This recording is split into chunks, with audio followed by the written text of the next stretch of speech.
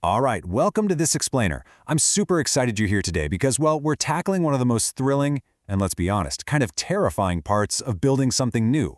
We're going to break down exactly how you turn a brilliant business idea from a sketch on a napkin into a living, breathing, operational reality. Because it's not just about having the passion or the vision, right? It's about finding the exact right financial fuel to power your specific growth engine. So get comfortable because we're going to make this whole complex world of business financing incredibly accessible. So, here's the ultimate reality check. Picture this. You've got this absolutely game-changing product. The market is totally primed, and customers are literally lining up around the block waiting for it to launch. Sounds amazing, right?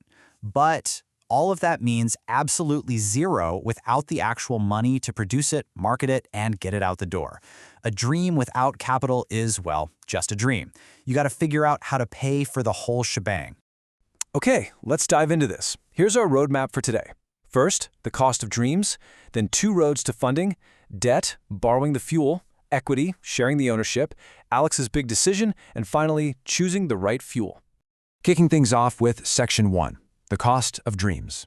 Here's the universal truth of business. Every single vision, no matter how totally brilliant or disruptive, needs cold, hard cash to get off the ground, to run day to day, and eventually to grow.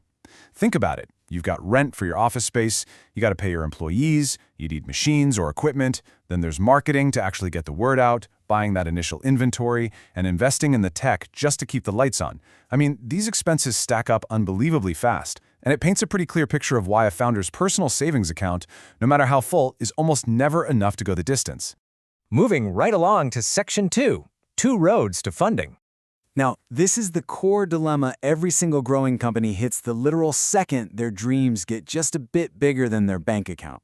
There's this very natural progression, right? In step 1, a business usually bootstraps. They just use their own initial profits to slowly grow.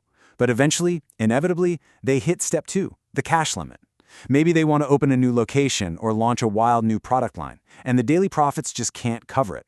That is the exact moment step 3 kicks in. Looking outward for outside financing goes from being an option to an absolute necessity just to survive and thrive. Which brings us to Section 3, debt, borrowing the fuel. Now, what's really interesting about this is it's the first major road a business can take when they need that outside cash. Let's firmly establish what we're talking about here. Debt financing is basically just borrowing money and legally promising to pay it back over time, almost always with interest tacked on. A classic business loan from a bank is your standard go-to example.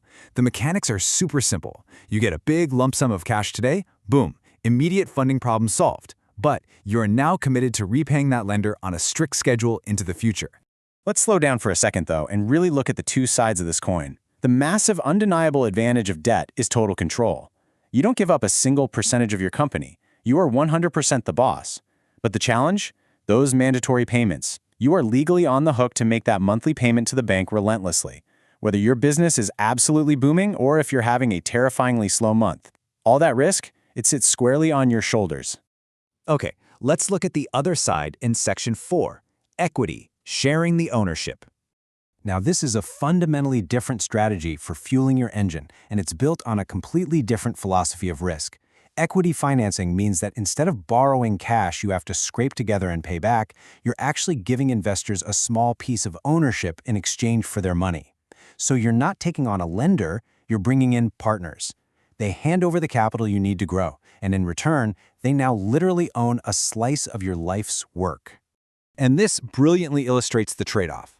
By taking equity, you completely sidestep those stressful, fixed monthly loan payments. That's a huge deal because it lets young companies grow crazy fast since all the cash stays right there in the business.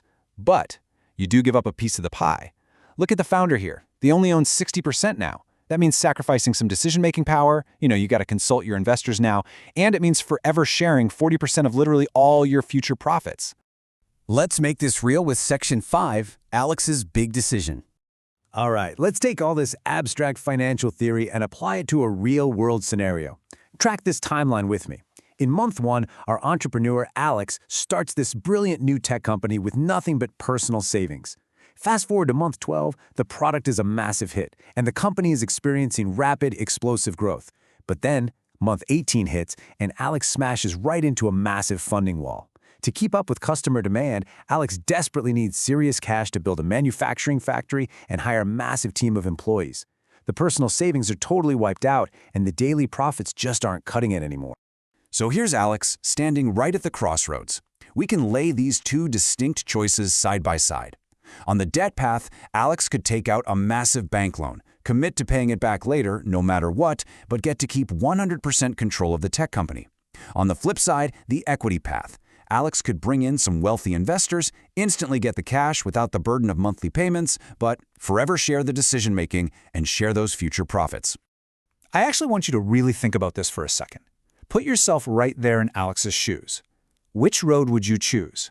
Are you willing to take on the heavy, honestly terrifying burden of a massive loan payment just to stay the sole boss? Or are you willing to give away a chunk of your dream and your future wealth to bring in partners who can help you grow way faster with zero immediate financial pressure? It's a seriously heavy choice. And that brings us to our final section, Section 6, Choosing the Right Fuel. The real secret of business financing is that there is absolutely no universal right answer. The best choice depends entirely on the unique situation of the company. When founders are faced with this, they really have to weigh a few critical questions to balance risk against growth. First up, exactly how much money is needed. A small chunk might be super easy to handle with debt, but a massive amount, that might practically require equity. Second, how fast can it be repaid? If that new factory won't see a dime of profit for 3 years, taking a loan that requires payments next month is just downright dangerous. And finally, the ultimate personal check. How much control is the owner truly honestly willing to share with outsiders? So the crucial point is really captured right here. Good financing is not about finding the most money. It is about finding the right money. Seriously, just grabbing cash from whoever will write a check can literally destroy a company if the terms are wrong. It is entirely about aligning the type of money with your specific long-term vision. Never forget that behind practically every small, struggling local startup that eventually blew up into a massive global brand, there was a deliberate, incredibly careful decision about the type of fuel they used to get there. Because yeah, money can absolutely start a business, but it's these good, strategic, calculated decisions about debt versus equity that actually make it grow successfully over the long haul. Which leaves us with this final thought for you to carry with you today. If you had that billion-dollar idea, that literally perfect product, how much of your own dream would you realistically be willing to share to make it a reality? Would you hold on tight, take the risk, and brave the debt? Or would you open the doors and welcome in partners? It really is the ultimate founder's dilemma. Anyway, thanks so much for joining me for this explainer. I really hope this gives you a whole new lens on how the business world actually runs behind the scenes. Keep learning, keep questioning, and I'll catch you next time.